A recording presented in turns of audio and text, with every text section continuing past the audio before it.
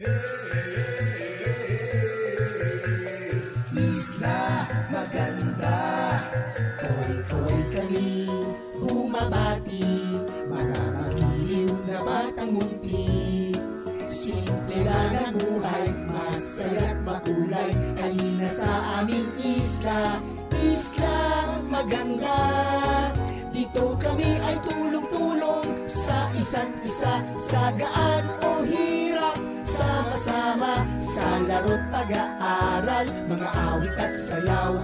Halina sa aming isla maganda. Dito sa aming mundo, makulay at masaya. Dito sa aming isla maganda. Dito sa aming mundo, makulay at masaya. Dito sa aming isla maganda. Halina sa isla maganda.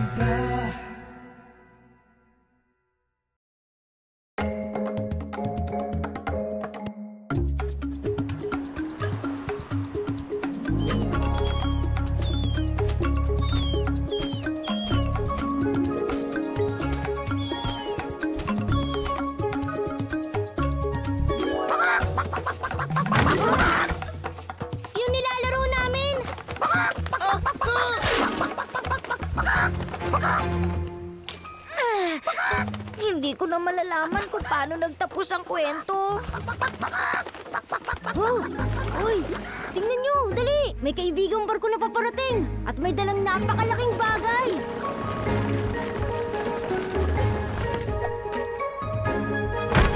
Ano yan?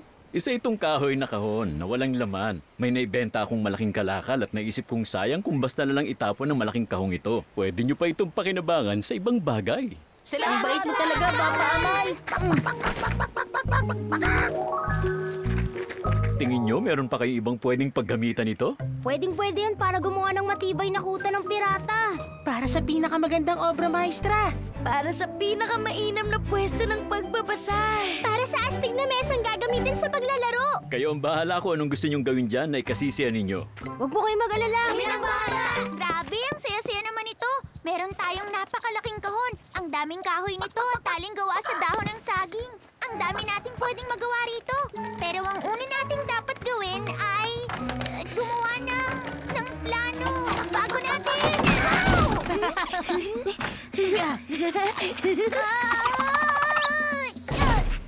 Bago mangyari ang ganito. Alam ko, Ping, yun nga ang sinasabi ko sa kanila. Hindi ka pwedeng gumawa ng isang bagay nang walang plano.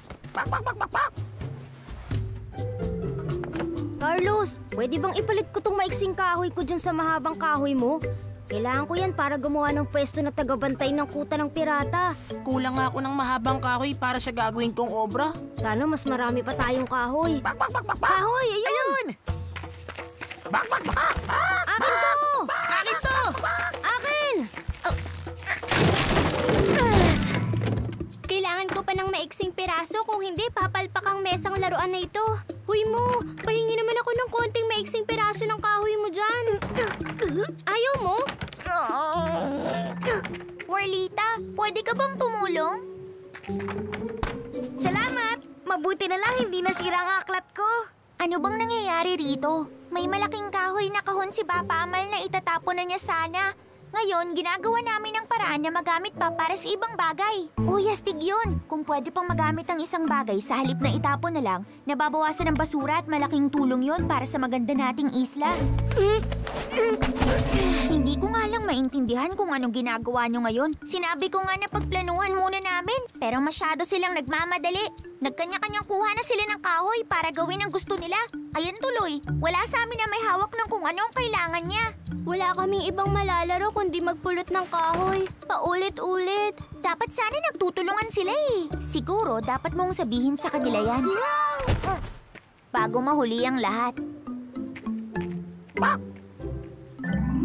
Wala nang pag-asa to. Ganun ba? Sa tingin ko, kung pagsasamahin yung dalawa ni Carlos sa mga proyekto nyo, meron kayong sapat na kahoy para sa gusto nyong tapusin. Pagsamahin, gumagawa siya ng kuta ng pirata. Ako, gumagawa ko ng obra maestra. Pero pwede kayong gumawa ng pinakamagandang kuta ng pirata sa buong mundo na may pinakamalikhaing disenyo at itsura. Naiisip mo ba ang naiisip ko?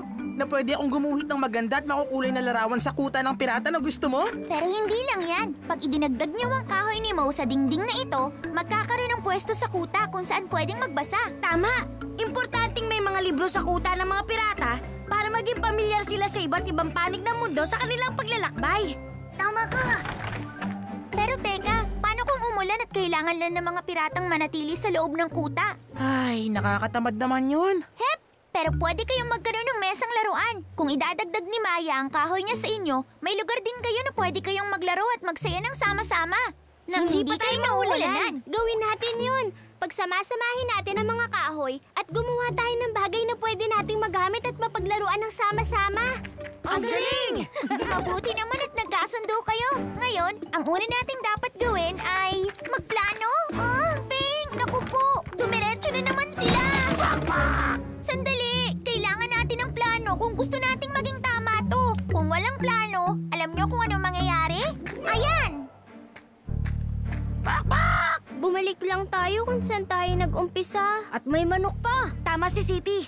Dapat may plano. City, anong dapat namin gawin? Una, iguguhit ni Carlos kung anong magiging itsura ng kuta ng pirata. Ayos! Huwag mong kalimutan ang obra maestra mo. Pwede ba tayong magdagdag ng silya para sa lamesang laruan natin? Kailangan ko rin ng aparador. 2 O para sa inyo. Anong tingin ng lahat sa planong iyon? Maganda. Sige, gawin natin. Gusto ko. Astig na kuta ng pirata yun. O sige, maghahati-hati tayo ng gagawin ngayon.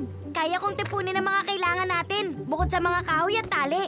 Akong bahalang magpintura ng lahat. Tapos, kaming dalawa ni Paco ang magtatali ng mga kahoy para maitayo at mabuo ang kuta. Pwede rin akong tumulong dyan. Kailangan may isang magtitingin na nasusunod ang pinagkaisahan nating plano. Sige, ako na yun. Oh, huwag niyong kakalimutan na maglagay ng hagdan para makaakyat sa taas. Ayan! Tapos na tayo! Ayos! Akyat ako para tingnan kung parating na ang barko ng mga pirata. Sama ako. Titignan ko rin ang obra maestra ko. Marami ako aklat tungkol sa pirata na babasahin. City, anong gusto mong laruin dito? Anong tingin mo, Ping? Gusto ko rin ng dama. Humanda ka, Maya! Magaling tong si Ping.